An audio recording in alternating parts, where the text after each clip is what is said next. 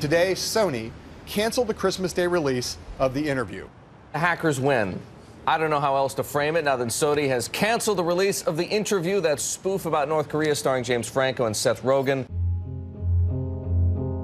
A couple days later, we were all gathered in our bungalow on the Sony lot, and they were like, there's a press conference coming and Obama's gonna talk about it, I think. And I remember we were like, he's not gonna talk about it. Like, it was like the first question. Thank you, Mr. President. Start on North Korea, because that seems to be the biggest topic today. What does a proportional response look like to the Sony hack? The question at the time was, well, how serious a deal is this? And before you knew it, it was an international security incident that involved the President of the United States. If North Korea launched a missile into San Francisco, everybody knows what the United States of America, our response would be, right? That's a physical on physical attack. But what is a digital on digital attack, and what is the appropriate response? John McCain at the time said this is an act of war. It's a new form of warfare that we're involved in, and we need to react and react vigorously. President Obama didn't want to go there.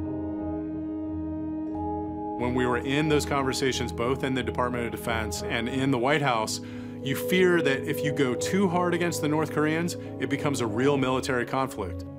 The last thing you want is to do something that escalates it, and the North Koreans then hit the U.S. back in our critical infrastructure, right? We didn't know whether they were in the grid and could take something down. We will respond. We will respond proportionally, and we'll respond in a place and time and manner that we choose. It's not something that I will announce here today at a press conference. No one really knows what the U.S. government did to North Korea. There are press reports that suggest that not long after the Sony hack, suddenly North Korea's internet went down. Even if it were the United States government that shut down the internet of North Korea, at the time North Korea had 28 websites. So the United States is far more vulnerable to cyber attacks than many of the countries that are trying to attack us. The president didn't necessarily have a response to that, to them. And so he chose to talk about Sony. We cannot have a society in which some dictator someplace can start imposing censorship here in the United States. He was like, yeah, theater should play it. We shouldn't succumb to these threats.